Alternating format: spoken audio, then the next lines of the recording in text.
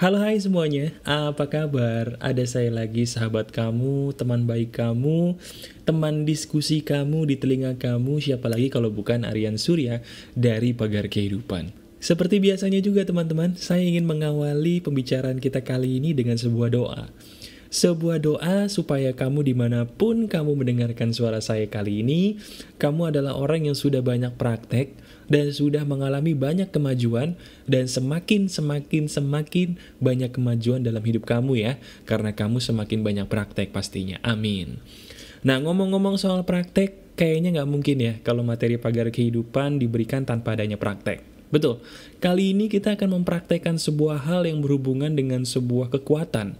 Kekuatan yang bisa jadi kamu sebenarnya sudah pernah dengar, tapi jarang dibahas, karena jarang dibahas kayaknya hal ini kurang menjadi bagian dalam hidup kamu, padahal hal ini sangat penting sekali seandainya kamu mau mempraktekannya dalam hidup kamu sehari-hari. Hal apa itu mas bro? Hal yang akan kita bahas kali ini adalah sesuatu hal yang berhubungan dengan kekuatan di balik rasa pasrah. Tapi pasrahnya saya kasih tanda kutip. Nah, mas bro, kok rasa pasrahnya dikasih tanda kutip? Kenapa? Nah, itu dia. Yang akan kita bahas kali ini, sebuah kekuatan yang bisa dibilang kekuatan bersumber dari rasa pasrah, tapi rasa pasrah yang saya maksud adalah rasa pasrah yang positif. Penasaran kan? Coba. Sekarang begini, saya tanya dulu sama kamu ya. Kamu pernah nggak sih, pernah denger nggak dari orang-orang yang mengatakan, aduh bro, kayaknya gue udah putus asa deh, gue pasrah aja deh kalau kayak begini caranya. Pernah nggak kamu dengar kalimat seperti itu? Kalau kamu seandainya sering mendengar kalimat seperti itu, saya pun sering mendengar kalimat orang mengatakan pasrah. Tapi faktanya teman-teman, bahkan mungkin juga kamu pasti tidak mengerti apa sih yang dimaksud dengan rasa pasrah. Kebanyakan orang, mereka salah menafsirkan rasa pasrah, sehingga nasibnya pun bukan menjadi nasib yang lebih baik, tapi justru nasibnya pun malah menurun karena mereka salah mengambil tindakan yang berhubungan dengan pasrah. Nah sekarang izinkan saya sebagai sahabat kamu membuka cakrawala pikiran kamu yang berhubungan dengan perasaan pasrah, dan kamu pun insya Allah dengan izin Tuhan bisa terbuka ya pikirannya mengenai perasaan pasrah yang paling tepat. Kalau saya bicara rasa pasrah yang tepat, berarti ada juga ya mas bro, rasa pasrah yang tidak tepat atau yang salah. Jelas ada. Begini, kalau saya mengatakan pasrah, kebanyakan orang pasrah itu selalu diidentikan dengan rasa putus asa. Bener nggak? Betul nggak? Kalau kita pasrah kayaknya udah dibilang, aduh gue udah putus asa deh, gue pasrah aja deh. Padahal itu sebuah penafsiran yang salah. Nah, pasrah yang paling benar adalah seperti ini. Pertama, pasrah yang salah adalah pasrah yang kamu katakan tanpa kamu melakukan usaha apapun. Kamu katakan pasrah, padahal ngapa-ngapain juga belum. Nah, contohnya gimana mas bro pasrah yang salah? Pasrah yang salah yang tanpa usaha nih seperti ini. Aduh, gile, gue hari ini ujian. Gue ujian belum belajar. Gue ujian belum belajar nih, gue pasrah aja deh dapat nilai berapa aja. Nah itu pasrah yang salah tuh. Kamu belum belajar, mau ujian, kamu mengatakan pasrah, itu pasrah yang salah. Pasrah yang seperti ini, percaya atau enggak, ini paling sering loh terjadi dalam hidup kamu. Bener nggak? Kamu belum ngapa-ngapain, belum melakukan usaha apa-apa, tiba-tiba kamu mengatakan pasrah deh gue. Akhirnya apa? Nasib kamu bukannya bagus, malah jelek. Nilai ujian kamu bukannya bagus, malah jadi hancur. Itu pasrah yang salah. Pasrah yang tanpa usaha. Nah, ada lagi pasrah yang salah yang nomor 2. Pasrah yang nomor 2 yang salah adalah pasrah yang nerimo. Waduh, nerimo tuh opo mas bro? Nerimo itu sebuah sikap di mana kamu menerima perbuatan zolim orang lain atas dasar pasrah. Contohnya begini, misalnya kamu seorang istri punya suami tukang mukulin kamu. Kamu dipukulin, kamu ditendangin, kamu diinjak-injak. Kamu merasa, aduh pasrah aja deh gue punya suami kayak gini. Kenapa? Abis gue udah terlanjur cinta sih sama dia. Abis gue udah terlanjur punya anak sih sama dia. Itu adalah pasrah yang salah. Atau mungkin kamu bawahan. Kamu punya atasan kelakuannya kurang ajar. Kamu punya gaji belum dibayar sebulan, 2 bulan, 3 bulan. Tiba-tiba pas ditanya, kok lu gak terima gaji sih bro? Kamu dengan enaknya menjawab, aduh gue pasrah aja deh.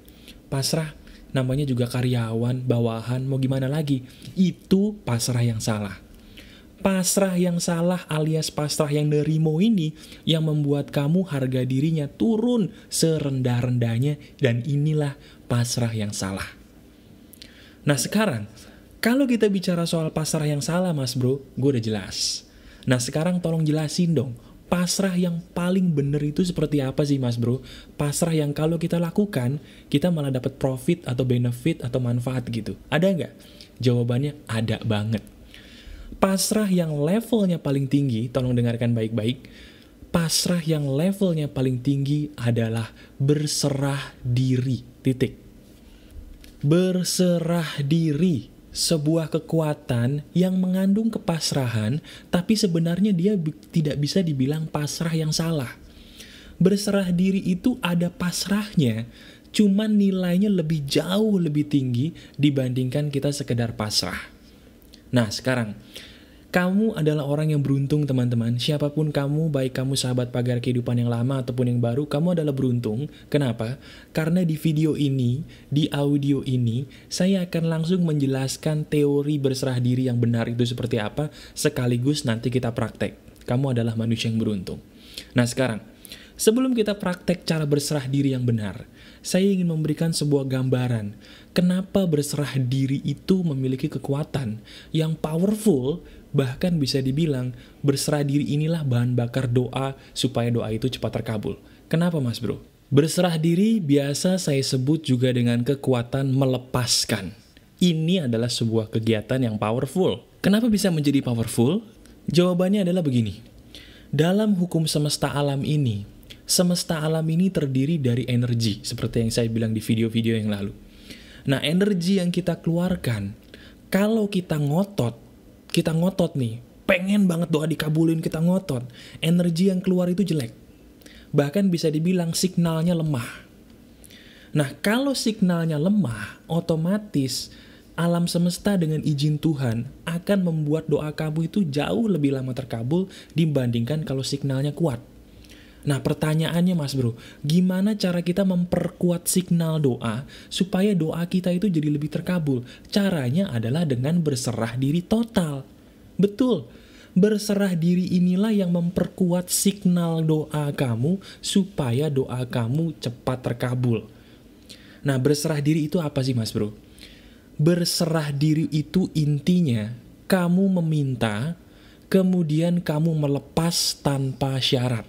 Sekali lagi, berserah diri itu intinya kamu meminta, betul kamu berdoa, kamu meminta, tapi kemudian kamu melepas apa yang kamu minta tanpa syarat. Waduh, aneh dong mas bro, gue udah minta, gue udah berdoa, kok dilepas tuh maksudnya gimana toh? Gini, kebanyakan orang kalau berdoa, dia ngotot, kapan nih doa gue dikabulin, gue pengen jodoh gak dapet-dapet. Gue pengen kaya nggak kaya-kaya, gue pengen kerja nggak dapet-dapet. Kalau kamu ngotot, semakin kamu ngotot, sekali lagi ya, semakin kamu doanya ngotot, semakin lama doa itu terkabul. Sekali lagi, semakin kamu doanya ngotot, semakin lama doa itu terkabul. Itu rahasianya. Kok bisa begitu? Karena ketika kamu ngotot, signal kamu, signal energi kamu dalam meminta doa itu lemah. Itu adalah jawabannya. Nah sekarang, kalau kita tahu kekuatan berserah diri ini, kekuatan berserah diri ini powerful loh. Kenapa?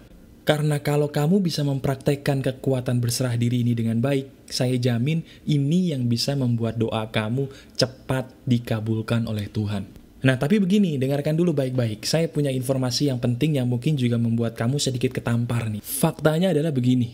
Kalau saya mengatakan doa kamu terkabul oleh Tuhan, belum tentu doa yang dikabulkan oleh Tuhan itu adalah doa yang kamu mau loh.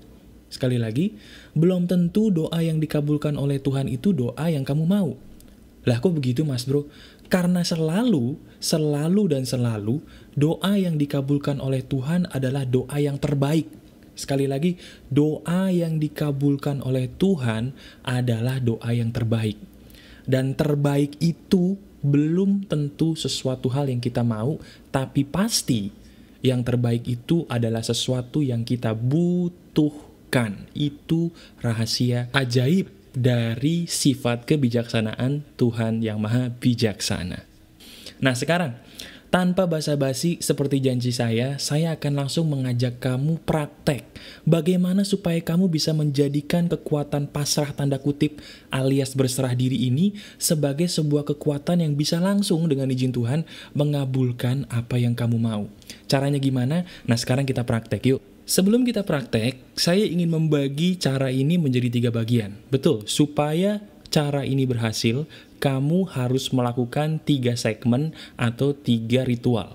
Yang pertama adalah kamu berdoa. Yang kedua, kamu berterima kasih atas apa yang saat ini kamu sudah punya. Dan yang ketiga, baru kamu lepaskan. Sekali lagi, berdoa, terima kasih, dan lepaskan. Nah, caranya bagaimana? Ayo kita praktekin. Pertama seperti biasa sebelum kita praktek, tolong ambil posisi duduk yang nyaman. Sekali lagi, saya mengharuskan kamu untuk duduk. Kalau memang kamu sambil tiduran nggak masalah, tapi kalau berdiri, tolong duduk. Sekarang cari posisi duduk yang paling nyaman buat kamu. Kita akan praktek nih ya. Silahkan duduk dulu. Oke. Sekarang saya minta kepada kamu pilih satu doa yang ingin kamu cepat terkabul. Pilih satu doa aja dulu yang ingin cepat terkabul. Nah setelah kamu memilih doa itu, sekarang saya akan mengajarkan bagaimana cara saya bisa berdoa menggunakan teknik ini. Dan kalau benar pasti hasilnya pun luar biasa. Ya kita praktek ya. Saya akan memberikan contoh seolah-olah saya ingin sama Tuhan dilancarkan rezekinya untuk membayar hutang.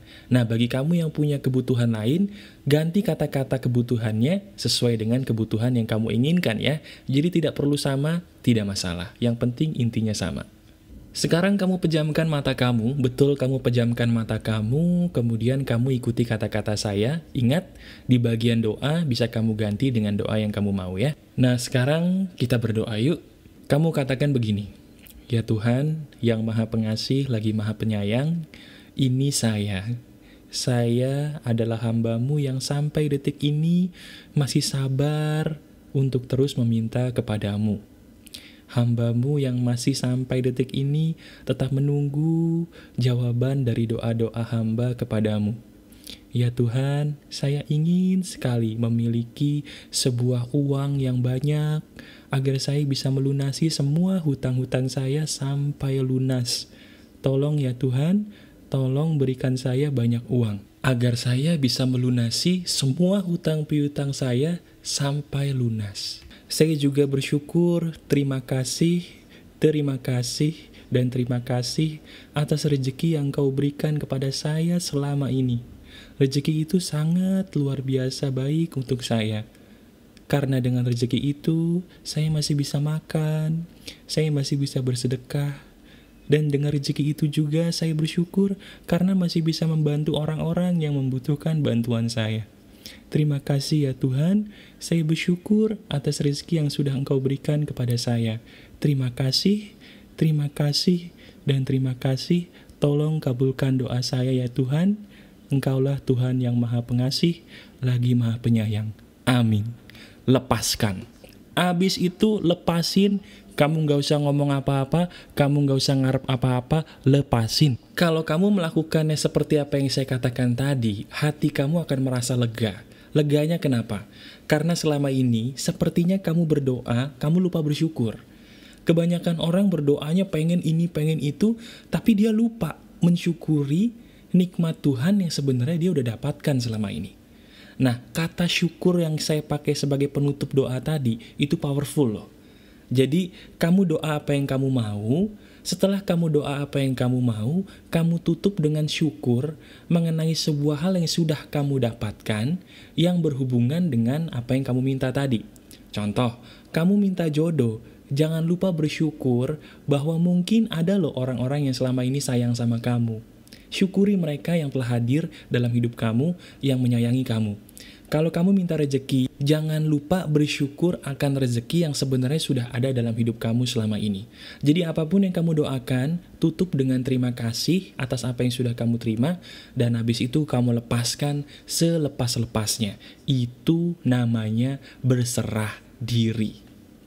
Nah, kekuatan ini akan memberikan efek yang dahsyat ketika kamu benar-benar bisa berserah diri atau melepas apa yang kamu doakan tadi dengan kelepasan yang total atau kelepasan yang penuh.